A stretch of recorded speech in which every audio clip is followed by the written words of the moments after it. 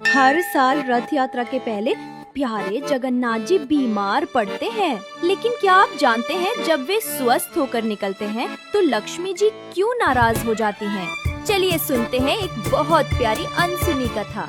स्नान पूर्णिमा के दिन 108 कलशों से प्यारे जगन्नाथ, बलभद्र और सुभद्रा जी का पवित्र स्नान होता है।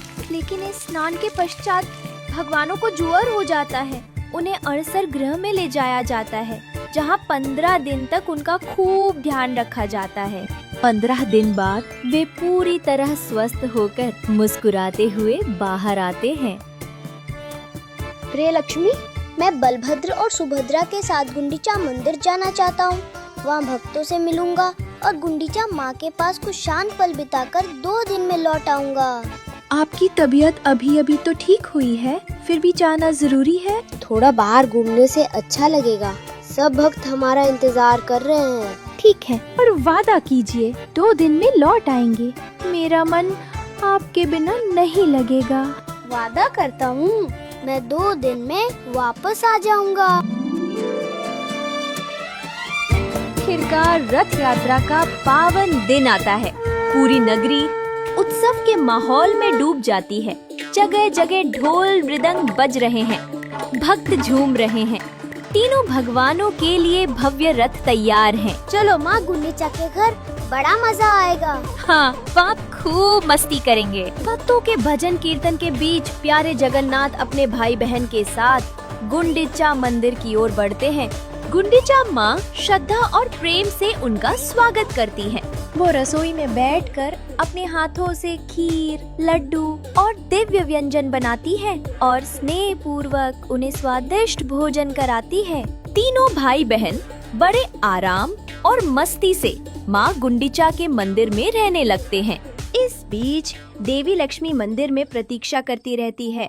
दिन बीतने लगता है, लेकिन जगन्नाथ जी वापस नहीं आते। सेवक, क्या मेरे प्रिय जगन्नाथ लौट आए? कोई समाचार आया क्या? क्षमा करे देवी, अभी तक कोई समाचार नहीं है। 2 दिन बीत जाते हैं, फिर 3, 4, 5वां दिन भी आ जाता है। लक्ष्मी जी का धैर्य टूटने लगता है। 2 दिन कहकर गए थे और अब 5 दिन हो गए, फिर भी नहीं लौटे। क्या उनके वचनों का कोई मूल्य नहीं है? मैं यहाँ उनकी प्रतीक्षा में बैठी हूँ। क्या मेरी कोई अहमियत नहीं है? अब बहुत हो गया, अब मुझे स्वयं ही जाना होगा। आज मैं उन्हें बताऊंगी कि वादा करके उसे न निभाने से क्या होता है। सेवकों, मेरी पालकी तुरंत सजाओ। सब मेरे साथ चलने की तैयारी करो। हमें अभी गुंडीचा मंदिर जाना है। देवी लक्ष्मी के आदेश से महल में हलचल मच जाती है। उनकी रेशमी पालकी सजाई जाती है। पुजारी और सेवक दल ढोल नगाड़ों के साथ लक्ष्मी जी के साथ चल पड़ते हैं। लक्ष्मी जी पूरे राजसी ठाट बाट के साथ गुंडीचा मंदिर की ओर प्रस्थान करती हैं। नगर भर में ये चर्चा फैल जाती है कि माता लक्ष्मी क्रोधित होकर स्वयं भगवान को लेने जा रही हैं। सभी सहमे हुए हैं कि आगे क्या होगा। प्रभु, माता लक्ष्मी गुंडीचा मंदिर की ओर आ रही हैं और बहुत क्रोधित हैं। ओह, मैं तो वादा ही भूल गया। अब तो वे अवश्य नाराज होंगी। क्या करूं? उनसे कैसे मिलूं? कहीं क्रोध में लक्ष्मी मुझे कोई श्राप न दे दे। जल्दी मंदिर के द्वार बंद कर दो। उधर लक्ष्मी जी का भव्य जुलूस धीरे धीरे गुंडीचा मंदिर के सामने पहुंच गया। लक्ष्मी जी पालकी से उतरी और प्रवेश द्वार की ओर बढ़ने लगी। तभी भयभीत सेवकों ने घबराकर तुरंत मुख्य द्वार बंद कर लिया। ये देखकर लक्ष्मी जी का क्रोध चरम पर पहुंच गया। क्रोध से तमतमाती हुई उन्होंने गरज कर आदेश दिया, अच्छा, मेरे लिए द्वार बंद कर दिए? यदि मेरे लिए मंदिर का दरवाजा बंद है तो फिर उनके लिए भी वापसी का मार्ग बंद हो जाएगा। सेवकों, यह रहा मेरे स्वामी का रथ नंदी घोष, इसे तुरंत तोड़ डालो।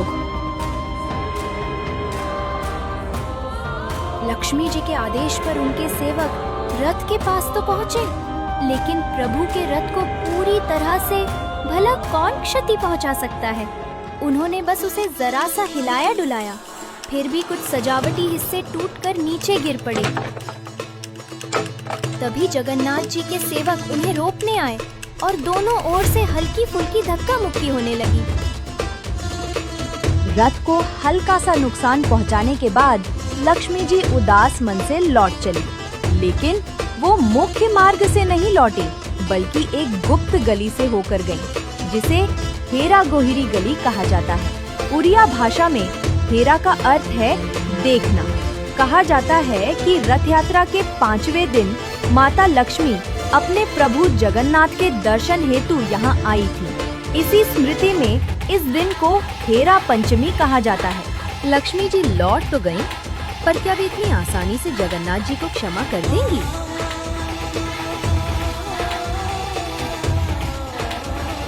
उधर गुंडीचा मंदिर में 6 दिन बीत गए। 7वें दिन जगन्नाथ, बलभद्र और सुभद्रा जी के दिव्य संध्या दर्शन हुए। भक्त बड़ी संख्या में प्रेम और भक्ति से दर्शनों के लिए पहुँचे। अपने प्रभु के दिव्य दर्शन पाकर भक्तों के हृदय आनंद और उल्लास से भर उठे। 8वें दिन सुबह गुंडीचा मंदिर में रथों को वापस श्री मंदिर की ओर मोड़ा गया। अब वापसी की तैयारियां शुरू हो गयी। आ गया 9वां दिन, बहुरा यात्रा, यानी भगवान की वापसी की यात्रा। प्यारे जगन्नाथ, बलभद्र और सुभद्रा जी गुंडीचा माँ से विदा लेकर अपने घर श्री मंदिर की ओर लौटने लगे। पूरी नगरी में खुशी की लहर दौड़ पड़ी। जब तीनों रथ श्री मंदिर लौट रहे थे, तो बीच रास्ते में एक विशेष पड़ाव आया, मौसी माँ का मंदिर। मौसी माँ ने उनके लिए बड़े प्रेम से पोड़ पीठा तैयार किया था, जो उड़ीसा की प्रसिद्ध मिठाई है। हर वर्ष की तरह तीनों ने स्नेह पूर्वक मौसी माँ के हाथ का बना पोड़ पीठा चखा। इसके बाद उन्होंने आदर पूर्वक मौसी माँ से विदा ली और रथ पुनः श्री मंदिर की ओर बढ़ चला। बाउड़ा यात्रा में एक और रोचक पड़ाव आता है। बलभद्र जी और सुभद्रा मैया के रथ तो सीधे सिंह द्वार तक पहुंच जाते हैं, पर प्यारे जगन्नाथ जी का रथ कुछ देर के लिए गजपति महाराज के महल के सामने रुकता है। शुभ समाचार, आपके प्रिय स्वामी लौट रहे हैं। जगन्नाथ जी का रथ रास्ते में दिख चुका है। क्या मेरे प्यारे जगन्नाथ लौट रहे हैं? शुभ समाचार सुनते ही लक्ष्मी जी का क्रोध एक पल में पिघल जाता है। वह तुरंत श्री मंदिर से बाहर निकल आती हैं और सामने जहानी मंडप में आकर खड़ी हो जाती हैं, जहां से दूर सड़क पर अपने प्यारे जगन्नाथ जी के रथ को आते हुए देखती हैं। फिर लक्ष्मी जी रसोई घर के रास्ते पीछे की ओर से होती हुई भेंट मंडप पहुंचती हैं। 9 दिन बाद आखिर उन्हें अपने स्वामी के दर्शन होते हैं। इस शुभ मिलन को लक्ष्मी नारायण भेंट कहा जाता है। जगन्नाथ जी अपनी विशेष फूलों की माला लक्ष्मी जी को अर्पित करते हैं। देवी लक्ष्मी श्रद्धा से रथ की परिक्रमा कर दर्शन करती हैं। दर्शन के पश्चात वे प्रसन्न मन से श्री मंदिर लौट जाती हैं। उनका क्रोध भले ही शांत हो गया हो, पर क्या वे सचमुच जगन्नाथ जी को इतनी आसानी से माफ कर देंगी? वो तो आगे पता चलेगा।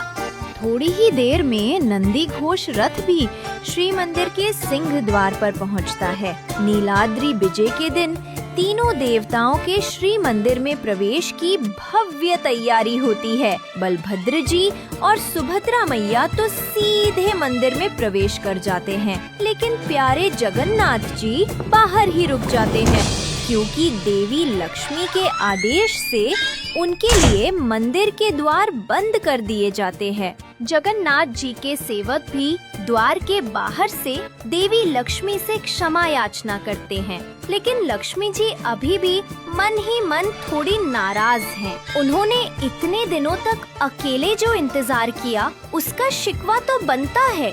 आखिरकार जगन्नाथ जी अपनी प्रिय लक्ष्मी को मनाने के लिए ढेर सारे रसगुल्ले और सुंदर फूलों की माला लेकर आते हैं। देवी लक्ष्मी अपने स्वामी की विनती स्वीकार कर लेती हैं।